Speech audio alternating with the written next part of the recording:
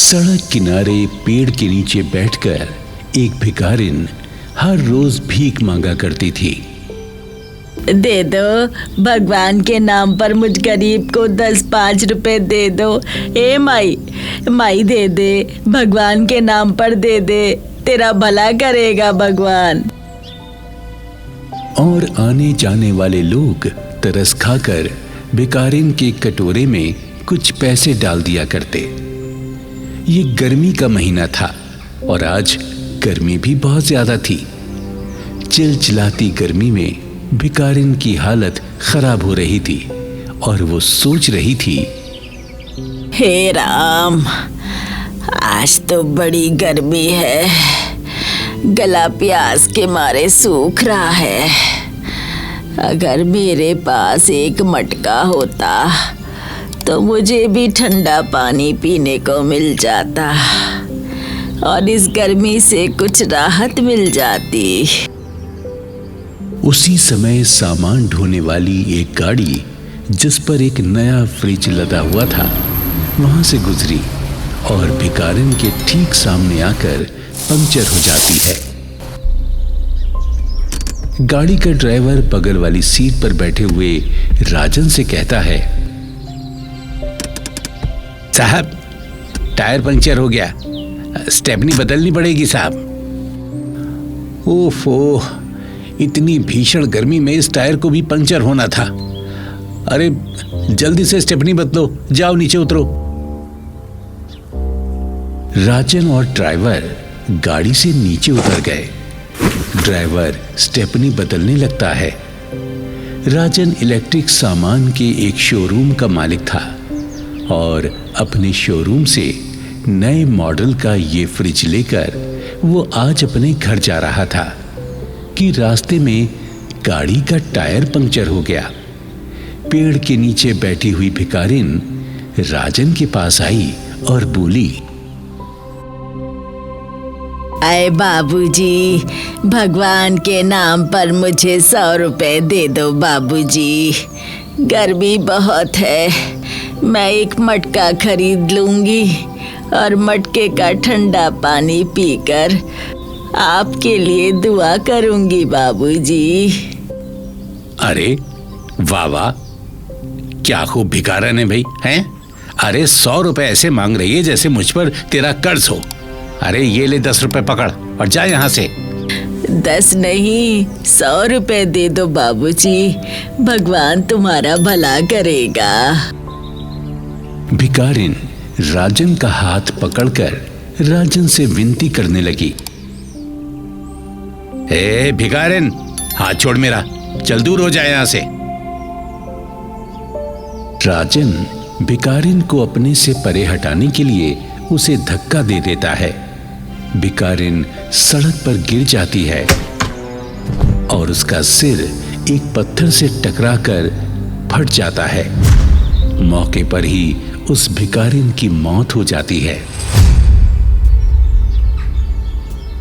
Driver घबराकर राजन से कहता है, अरे साहब, ये तो मर गई, तुरंत यहां से निकल चलिए, नहीं तो पुलिस केस हो जाएगा। चलिए साहब, बैठिए गाड़ी में, चलिए। दोनों लोग गाड़ी में बैठकर फरार हो गए।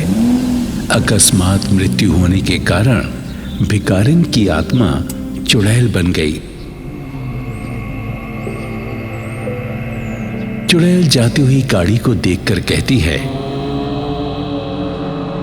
मेरी मौत का कारण तू ही है फ्रिज वाले, तेरे धक्का मारने के कारण ही मैं चुड़ैल बनी हूँ, मैं तुझसे बदला जरूर लूंगी। चुड़ैल हवा में उड़ती हुई गाड़ी में लदे फ्रिज पर जाकर बैठ जाती है। मैं एक मटके के लिए तरसती रही और चुड़ैल बन गई और तू ये फ्रिज लेकर जा रहा है। आज से ये फ्रिज ही मेरा ठिकाना बनेगा, मैं भी इस फ्रिज की ठंडक का मजा लूंगी। और फिर चुड़ैल फ्रिज के अंदर समा जाती है। गाड़ी राजन के घर के बाहर आकर रुकती है। राजन और ड्राइवर मिलकर फ्रिज को घर के अंदर रख देते हैं। ड्राइवर वापस चला जाता है। राजन की पत्नी सीमा और उसका बेटा गोलू नया फ्रिज देखकर बहुत खुश होते हैं। राजन जी, इस फ्रिज का मॉडल तो बहुत ही बढ़िया है। आपने तो आज मेरा दिल खुश कर दिया। मम्मी, इस फ्रिज में मेरे लिए आइसक्रीम और मलाई वाला कस्टर्ड जमाना। हाँ बेटा, तू क्यों चिंता करता है? मैं तेरी पसंद की सारी चीजें जमाया करूंगी। सीमा फ्रिज के अंदर पानी की बोतलें और खाने पीने की बहुत सी चीजें रखकर फ्रिज को चालू कर देती है। रात हो जाने पर घर के सारे लोग सो जाते हैं और जैसे ही दीवार घड़ी में रात के 12 बजते हैं,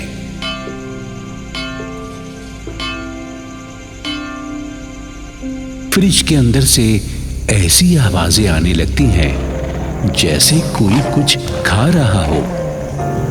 आवाज के शोर से सोए हुए राजन की आंख खुल जाती है।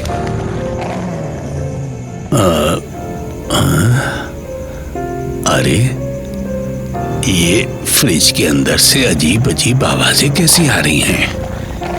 कहीं फ्रिज के अंदर कोई मोटा चूहा तो नहीं घुस गया? राजन उठकर फ्रिज के पास जाता है और फ्रिज से आवाज आनी बंद हो जाती है। हैं? कमाल है, मेरे आते ही आवाजें आनी बंद हो गई। लगता है चूहा बहुत चालाक है, अभी देखता हूं। राजन जैसे ही फ्रिज का दरवाजा खोलता है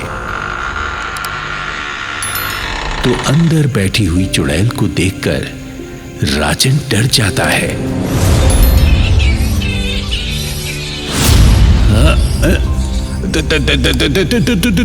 तुम कौन हो और यहाँ फ्रिज में क्या कर रही हो? मैं चुड़ैल हूँ। मैं यहाँ तेरे लिए ही बैठी हूँ। आजा, अंदर आजा। चुड़ैल अपना हाथ लंबा करके राजन को पकड़ लेती है और राजन को फ्रिज के अंदर खींच लेती है और फ्रिज का दरवाजा बंद कर लेती है। कुछ घंटों के बाद दिन निकल आया। सुबह को जब सीमा की आंख खुली तो राजन को घर से गायब देखकर वो सोचने लगी, अरे, ये गोलू के पापा सुबह ही सुबह कहाँ चले गए? उनका फोन भी यहीं पड़ा हुआ है। सीमा पूरे घर में राजन को तलाश करती है, लेकिन राजन कहीं नहीं मिलता। ओहो, हद हो गई। ऐसे बिना बताए वो कहीं जाते तो नहीं है। आज कहाँ चले गए? उसके बाद सीमा घर के कामों में व्यस्त हो जाती है। दोपहर के समय गोलू सीमा से कहने लगा, मम्मी मम्मी मम्मी, मुझे आइसक्रीम खानी है। मुझे आइसक्रीम दे दो ना।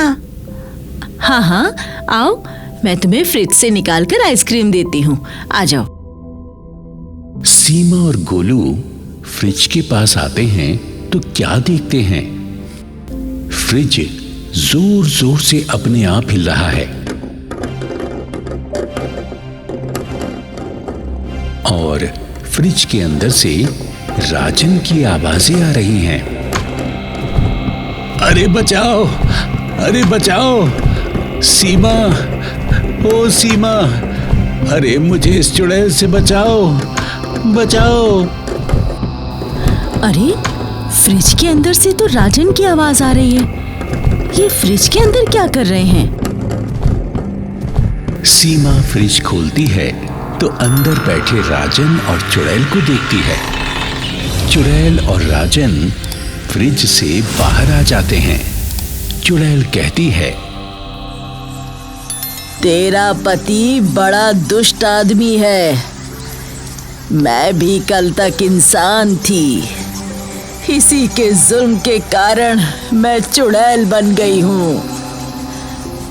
हाँ, तुम्हारे साथ इन्होंने क्या जुल्म किया है? हाँ हाँ, मैंने तुम पर कब जुल्म किया है? बताओ बताओ बताओ मुझे।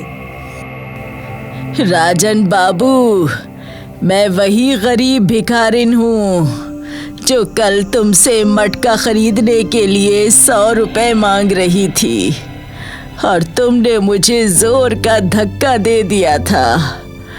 मेरे सर पर चोट लगी और मैं मर गई। अकस्मात मृत्यु होने पर मैं चुड़ैल बन गई हूँ। अब मैं तुमसे बदला लेने यहाँ आई हूँ।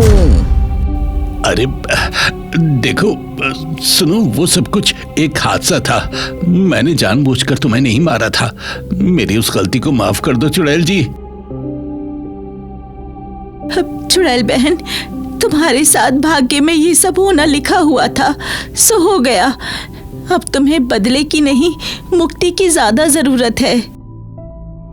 चुड़ैल आंटी, मेरे पापा को कुछ मत करना, इन्हें माफ कर दो। ठीक है बेटा, मुझे तुम पर दया आ गई है।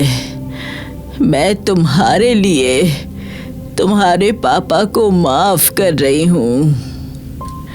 चलो बहन, अब तुम मुझे मुक्ति दिला दो।